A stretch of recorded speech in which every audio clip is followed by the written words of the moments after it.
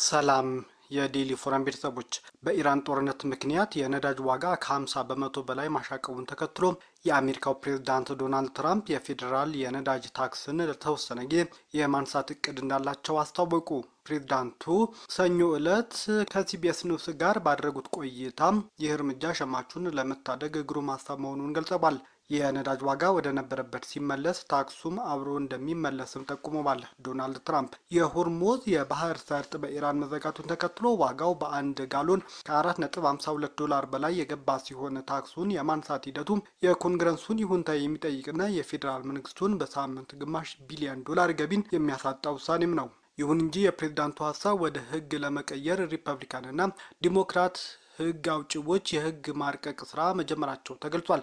በሌላ በኩል ፕሬዝዳንት ዶናልድ ትራምፕ በጦርነቱ ምክንያት የጀት ነዳጅ ዋጋ በእጥፍ በመጨመሩ ክፉኛ ለተጎዱ የአሜሪካ አየር መንገዶች መንግስታዊ የገንዘብ ድጎማ እንደማያደርጉ ተናግረዋል። የዋጋ መናር ስፕሪት የተባለውን አየር መንገድ በዚህ ወር መጀመሪያ ላይ ከስራ ውጪ ቢያደርገውም ትራምፕ ግን አየር መንገዶቹ አሁንም በጥሩ ሁኔታ ላይ መሆናቸውን በመግለጽ የድጎማ ጥያቄ ውድቅ አድርገዋል። ከዚህ በተጨማሪም የእስራኤል ጠቅላይ ሚኒስትር ቤንያሚን ኔታንያሁ ኢራን የሆርሙዝ ሰርጥን እንደምትዘጋ ማንም አስቀድሞ መገመት አይችልም ነበር ማለታቸው የተቃወሙት ትራምፕ እርሳቸው አስቀድመው ያውቁ እንደነበርና የባህር ሰርጡን በኃይልም ቢሆን ዳግም ማስከፈት የሚያስችል አቅም እንዳላቸው ትራምፕ አስጠንቅቀዋል። ዶናልድ ትራምፕ ኢራን በቅርቡ ያቀረበችውን የሰላም ስምምነት ውሳኔ ሀሳብ ሙሉ በሙሉ ተቀባይነት የሌለው ሲሉም ያጣጣሉት ሲሆን ኢራን በኒኩለር ፕሮግራሟ ላይ የተወሰኑ ማሻሻያዎችን ለማድረግ ያቀረበችው ሀሳብ በምንም መልኩም በቂ አለመሆኑን ገልጸዋል።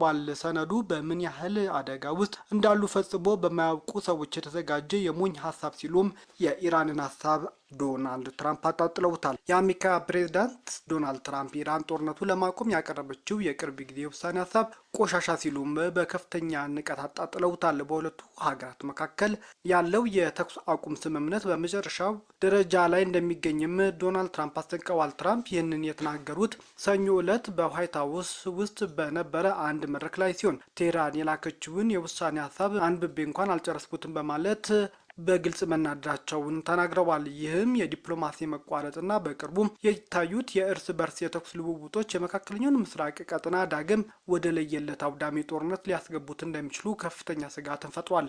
በተለይም ኢራን የዓለም የነዳጅ መተላለፊያ የሆነውን የሆርሙዝ ሰርጥ የባህር መተላለፊያን ያደረገችው መዝጋትና አሜሪካ በበኩሏ በኢራን ወደቦች ላይ የጣለችው ማዕቀብ ባለበት በመቀጠሉ በጦርነቱ የተቀሰቀሰው ዓለም አቀፍ የኢነርጂ ቀውስ ይበልጥ ያባብሰዋል ተብሏል። የአሜሪካው ፕሬዝዳንት የናረው የነዳጅ ዋጋ በአሜሪካ ጫንቃ ላይ የተፈጠረውን ጫና ለማቃለል የፌዴራል የነዳጅ ታክስን እንደሚያነሱም አስታውቀዋል። ከዚህ ባሻገርም ፕሬዝዳንቱ በዚህ ሳምንት ወደ ቻይና በሚያደርጉት ጉዞ የኢራን ትልቋ የነዳጅ ገዢ የሆነችው ቤጂንግ በቴህራን ላይ ኢኮኖሚዋ ጫና እንድታሳድር ፕሬዝዳንት ጂ ጂንፒንግን አጥብቀው ሊጠይቋቸውና ሊወተውቷቸው ይችላልም ተብሏል።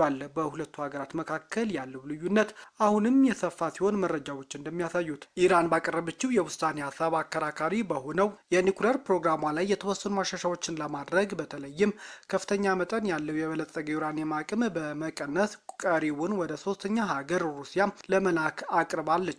ነገር ግን ትራምፕ ሆኑ የእስራኤል ባለስልጣናት የኢራን ኒኩሌር ቁሳቁሶች ሙሉ በሙሉ ከሀገሪቱ እንዲወጣ አጥብቀው ይሻሉ። የኢራን ጥያቄዎች በዚህ ብቻ በቃም ቴህራን በሆርሙዝ የባህር ሰርጥ ላይ ያላትን ሙሉ ቁጥጥር አሜሪካ በሉዓላዊነት እንድትቀበል የጦርነት ካሳ እንድትከፍል ማዕቀቦች እንዲነሱ በውጪ የታገዱ የኢራን ሀብቶች እንዲለቀቁ እንዲሁም በእስራኤልና በሂዝቦላ መካከል ያለው ጦርነት እንዲያበቃ የሚሉ ከባድ ቅድመ ሁኔታዎችን ኢራን አስቀምጣለች። የሆርሙዝ ሰርጥ የመቆጣጠር ጥያቄ ዓለም አቀፍ የነጻ የባህር ላይ ጉዞ ህግ የሚጥስ በመሆኑም ተቀባይነት ማግኘት የማይታሰብ መሆኑን ባለሙያዎች እየተናገሩ ነው። የካቲት 28 ከትራምፕ ጋር በመሆን ጦርነት የጀመረችው የእስራኤል ጠቅላይ ሚኒስትር ቤንያሚን ኔታንያሁ በበኩላቸው ጦርነቱ ገና እንዳላበቃ በተደጋጋሚ እየተናገሩ ነው። ኔታንያሁ የኒኩሌር ቁሳቁሱ ከኢራን መውጣት ወሳኝ ግብ መሆኑን ጠቅሰው ይህ በድርድር ካልተሳካ እስራኤልና አሜሪካ ዳግም ወታደራዊ እርምጃ ለመውሰድ መስማማታቸውንም በይፋ ተናግረዋል። በጦርነቱ መጀመሪያ ላይ የኢራን ጠቅላይ መሪን ጨምሮ በርካታ የሀገሪቱ ከፍተኛ ባለስልጣናትን መግደላቸውን ያስታወሱት ኔታንያሁ የአሁኑ የኢራን መንግስት ቀኖቹ እየተቆጠሩ ናቸው ሲሉም ዝተውባቸዋል። ጦርነቱን ለማስቆም ፓኪስታን ከሌሎች የቀጠናው ሀገራት ጋር በመሆን የሽምግልና ጥረት እያደረገች ቢሆንም እስካሁን ግን አመርቂ ውጤት ማምጣት አልተቻለም። ከዚህ ሁሉ ውጫዊ ጫናና የዲፕሎማሲ ሽኩቻ ጎን ለጎን የኢራን መንግስት በሀገር ውስጥ ያለው የዜጎች ተቃውሞ በብረት የማፈን ዘመቻውን አጠናክሮም ቀጥሏል ተብሏል። የአሜሪካው የስለላ ተቋም ሲአይኤ እና ለእስራኤል ሞሳድ የሳተላይት መረጃዎች አሳልፈ ሰጥቷል በማለት የተከሰተው ኢርፋን ሻኩርዛዴ የተባለ ግለሰብ በቅርቡ የሞት ቅጣት ተፈጽሞበታል። ባለፈው ጥር ወር ላይ ከተከሰተው ሀገር አቀፍ የተቃውሞ ሰልፍ ወዲህ የኢራን የፍትህ አካላት ተከሳሾች ራሳቸውን በሚገባ መከላከል በማይችሉበት ዝግ ችሎት የሞት ፍርድ በፍጥነት በመተግበር ሀገር ውስጥ ሆነ በውጭ ባሉ ጠላቶች ላይ የወሰዱት የጭካኔ እርምጃ እንደቀጠሉበት ነው ተብሏል። ሆርሙዝ በጥቂት ሳምንት ውስጥ ካልተከፈተ በሚሊዮን የሚቆጠሩ ሰዎች ለረሃብ ይጋለጣሉ ተባለ። የሆርሙዝ ወሽመጥ በቶሎ ተከፍቶ የማዳበሪያ ምርት በባህረ ሰላጤው መተላለፍ ካልቻለ በሚሊዮን የሚቆጠሩ ሰዎች የምግብ እጥረትና ረሃብ እንደሚገጥማቸው አንድ የተባበሩት መንግስታት ባለስልጣን ተናገሩ። ባለስልጣኑ ለፈረንሳይ የዜና ወኪል ኤኤፍፒ እንደተናገሩት ወራት ባስቆጠረው የመካከለኛው ምስራቅ ጦርነት ምክንያት በሆርሙዝ በኩል የሚደረገው የመርከቦች እንቅስቃሴ መስተጓጎሉ ለእርሻ ምርት አስፈላጊ የሆነውን የአፈር ማዳበሪያ አቅርቦት እንዲያጥር ማድረጉን ተናግረዋል። ስለዚህም በጥቂት ሳምንት ውስጥ የሆርሙዝ ወሽመጥ ተከፍቶ የአፈር ማዳበሪያ ምርትና ግብይት እንዲያልፍ ካልተፈቀደ የምግብ ምርት መስተጓጎልና ረሃብ ሊያስከትል እንደሚችል የመንግስታቱ ድርጅት የፕሮጀክት ጽህፈት ቤት ኃላፊ የሆኑት ዮርግ ዳሲልቫ ተናግረዋል። ባለስልጣኑ ከፍተኛ የሰብአዊ ቀውስ ሊሆን የሚችለውን ችግር ለመቀልበስም ያሉት ጥቂት ሳምንታት ብቻ ናቸው ሲሉም ለዜና ወኪሉ አረጋግጠዋል።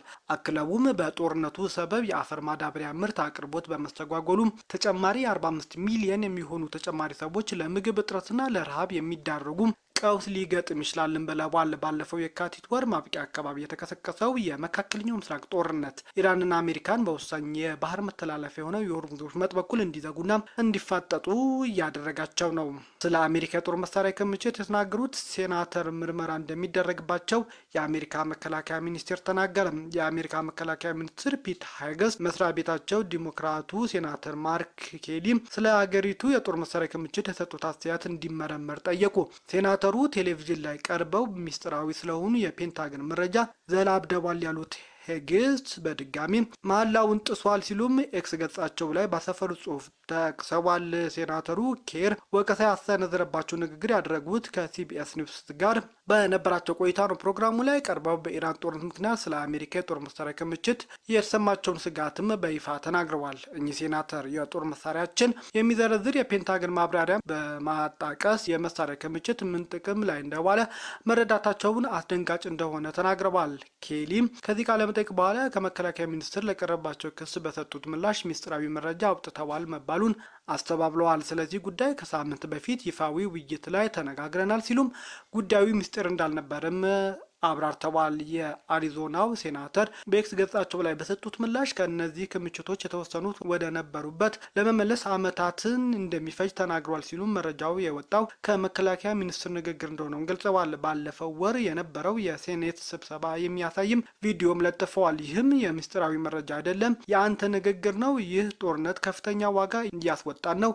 አንተና ፕሬዝዳንቱ እስካሁን ድረስ የጦርነቱን ግብ ምን እንደሆነ ለአሜሪካ ሕዝብ አላድራራችሁም ሲሉም ትራምፕንና የአሜሪካ የመከላከያ ሚኒስትር ፒት ሄግስትን ወርፈዋቸዋል። የመከላከያ ሚኒስትሩ ሄግስት ሴናተር ኬሊ ላይ ምርመራ እንዲደረግ የጠየቁት ከዚህ ቀደም ባደረጉት ንግግር ምክንያት የተነሳው ውዝግብ ባልተቋጨበት ወቅት ነው። ሴናተሩ ከዚህ ቀደም የአሜሪካ ወታደሮች ህገወጥ ትዕዛዞችን እንዳይቀበሉ ሲናገሩም ተደምጠው ነበር።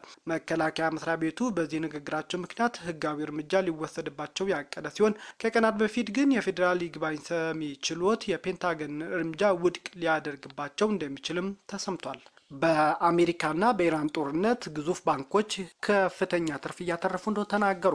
ከዓለም ትልቅ ባንኮች መካከል የተወሰኑት በመካከለኛው ምስራቅ እየተካሄደ ባለ ጦርነት ወቅት ትርፋቸው እጅግ ተትረፍሯል ተብሏል።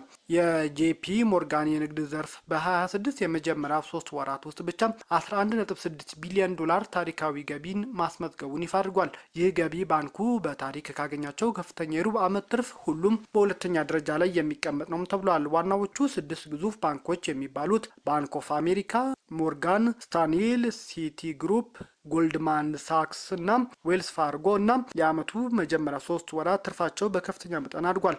ባንኮቹ በ26 የመጀመሪያ 3 ወራት ብቻ የ47.7 ቢሊዮን ዶላር ትርፍ መመዝገባቸውን አስታውቀዋል። በዌልስ ክለብ የኢንቨስትመንት ስትራቴጂክ ዳይሬክተር ሱዛና ስትሬት ከፍተኛ መጠን ያለው የንግድ ልውውጥ መኖሩ የኢንቨስትመንት ባንኮች በተለይም ሞርጋን ስታንሌይ እና ጎልድማን ሳክስን ተጠቃሚ አድርጓቸዋል ብለዋል። እነዚህ የዎል ስትሪት ዋነኛ አበዳሪዎች በንግድ ልውውጥ ፍላጎት መጨመር ምክንያት ገቢያቸው አድጓል። ኢንቨስተሮች የመክሰር ስጋት ያለባቸው አክሲዮኖችና ቦንዶች በመሸጥ ገንዘባቸውን አስተማማኝ መስለው ወደሚታይ ሀብቶች ለማዛወር መጣደፋቸውን ለባንኮቹ ትልቅ እድልን ፈጥሮላቸዋል ብለዋል። ጦርነት በፋይናንስ ገበያ ላይ የፈጠረውን የዋጋ መዋዠቅ ተጠቅመው ለማትረፍ የሚፈልጉ ባለሀብቶች የንግድ ልውውጥ መጠኑ እንዲጨምርም አድርጎታል። የስትራቴጂክ ዳይሬክተር ስትሬተር በጦርነት ምክንያት የተፈጠረው አለመረጋጋት የንግድ ልውውጥ እንዲጨምር አድርጓል። ውጥረቱ ይባባሳል የሚል ስጋት የገባቸው የተወሰኑ ባለሀብቶችና ባለአክሲዮኖች ሲሸጡ፣ ሌሎች ደግሞ የዋጋ ቅናሽ እንደ መልካም አጋጣሚ በመጠቀም አክሲዮኖቹን በመግዛታቸው ገቢ እንዲያገግም እገዛ አድርገዋል በማለትም አስረድተዋል።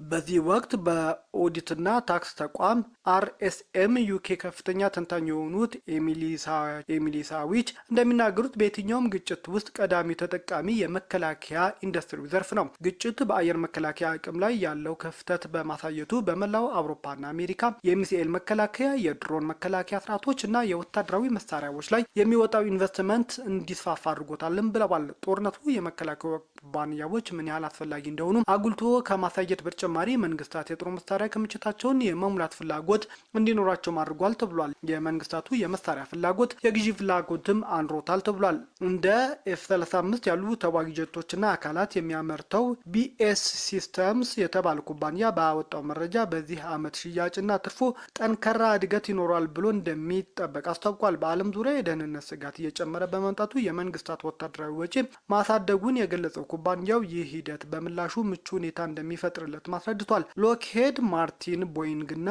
ኖርዝሮፕ ግሩፕ የተባሉ የዓለም አቀፍ ትላልቅ የመከላከያ ምርት አቅራቢዎች በ26 የመጀመሪያ ሩብ ዓመት መጨረሻ ላይ ከፍተኛ ትዕዛዝ እንደቀረበላቸው አስታውቀዋል።